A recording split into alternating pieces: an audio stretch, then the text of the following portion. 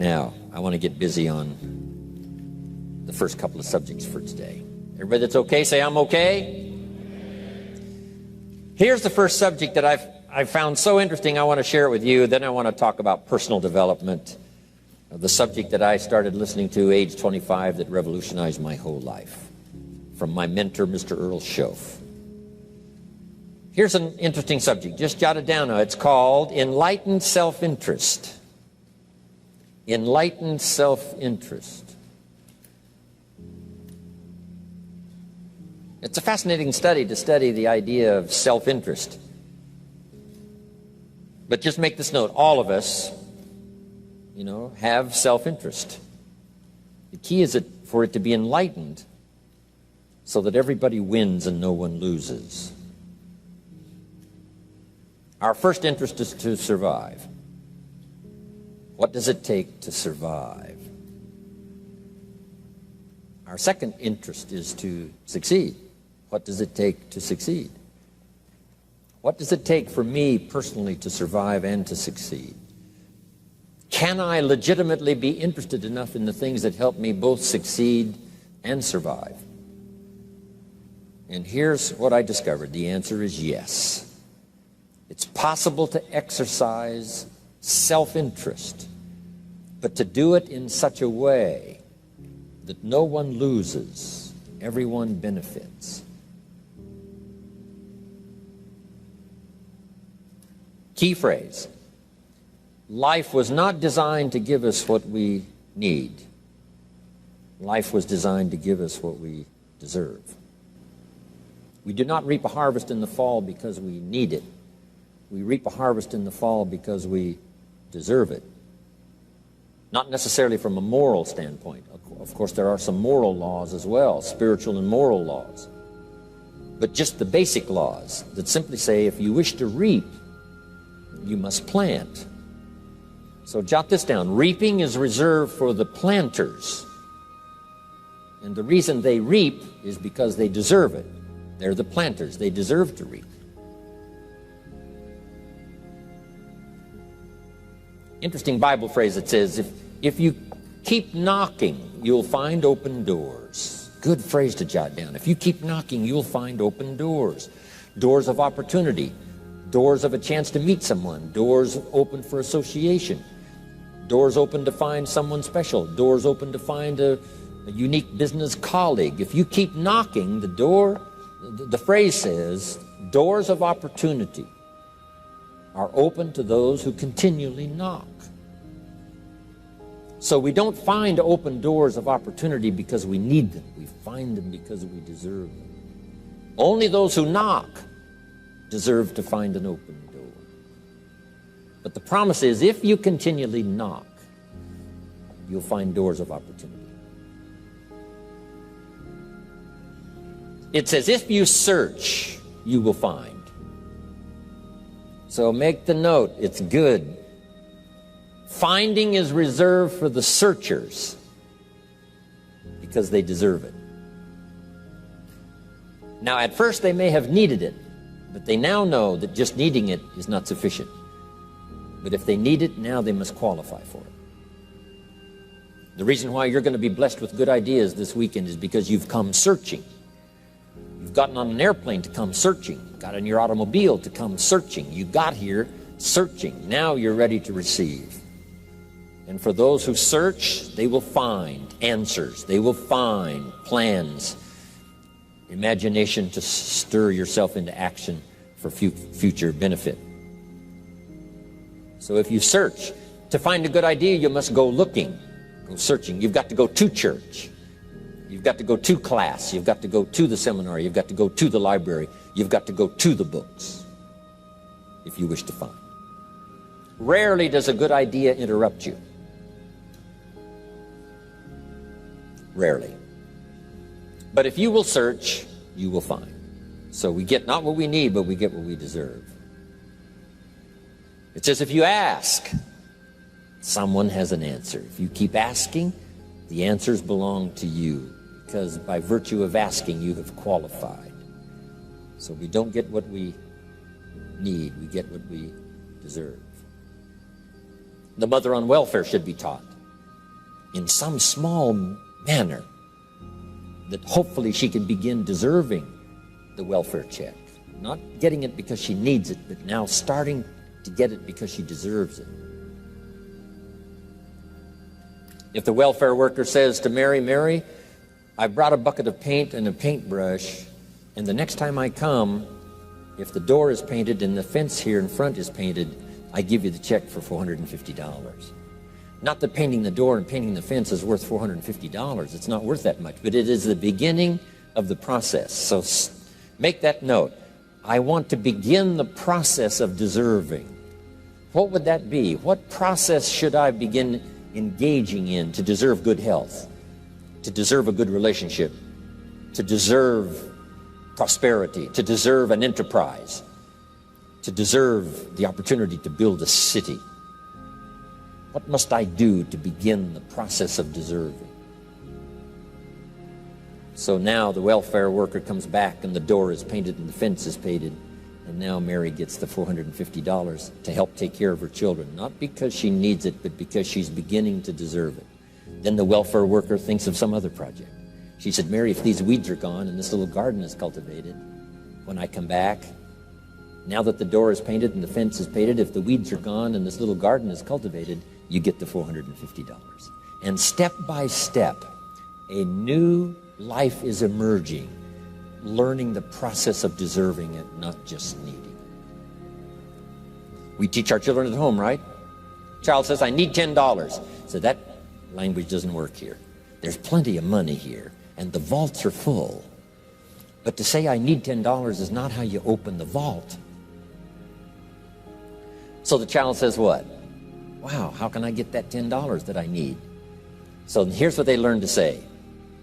How could I earn $10? Now the vault opens up. Now the money starts to flow. How could I earn $10? What could I do to earn the money? Not to get the money because you need it. Maybe you need the money. That's, all of us have needs. But here the key is to figure out how to open the vault, how to open the bank, how to open this unbelievable flow of resources to come our way. And here's the key: to deserve it, not to need it. You can't walk out to the field and say to the field, I need a crop.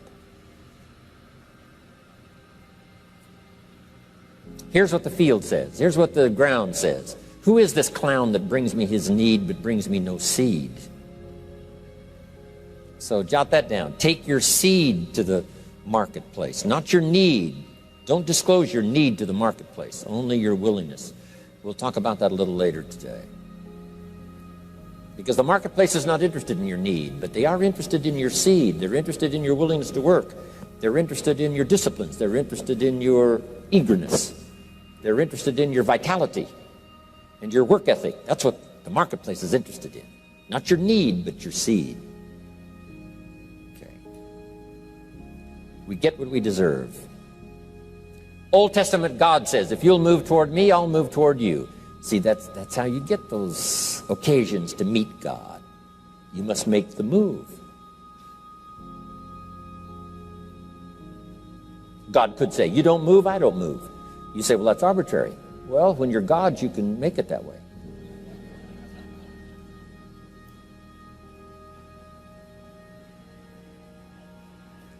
So, the law says if you wish to receive. Now let's talk about enlightened self-interest. If you wish to receive. And we would call the wish to receive self-interest. But if it's enlightened self-interest, here's what it says.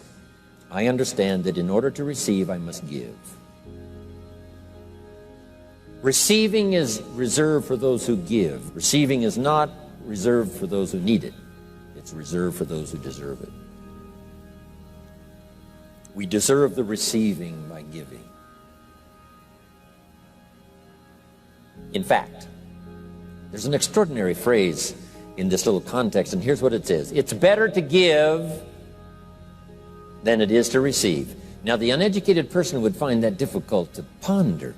Why would it be better to give than it is to receive? So let me give you one of the better phrases for the day. Here it is. Giving starts the receiving process. So of course it's better to give than it is to receive. How much receiving do you wish?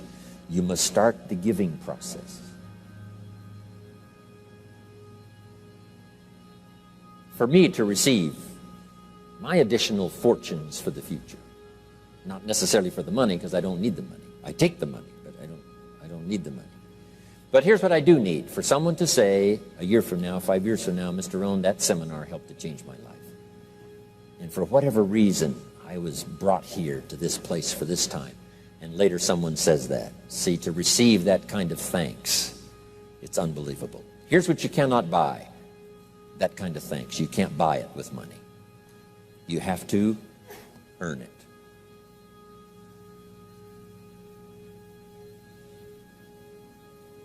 Now let's expand a little further now. That it's called the law of riches and wealth. In our own self-interest, if we wish to be rich and wealthy and prosperous and healthy and all the valuable things we can think of for the human experience, how could we get there? It's understanding the law of enlightened self-interest and the law of deserving. The question was asked in the Bible, how can we be great? What is the key to greatness? Great wealth, great return, great accolades, trophies to put on the mantle above the fireplace. How can we get great respect, great riches, great abundance for ourselves? How can we get that? And the answer was given, and here was the answer: find a way to serve. Find a way to serve the many. So I paraphrase it to read this: service to many leads to greatness. Service to many leads to greatness. Someone says, well, about the best I can do is take care of myself. That's okay. Self-care, has its own reward, but it's very limited. Somebody says, I can't be worried about other people's problems. I got enough problems of my own. That's okay. Self-defense is okay. Self-preservation is okay, but it has a very limited reward. If you wish to change that into abundance and prosperity and uniqueness, then here's what you must do: help solve other people's problems. Help find answers for someone else, not just for yourself, but for someone else. And in that kind of service, you now begin the process of greatness.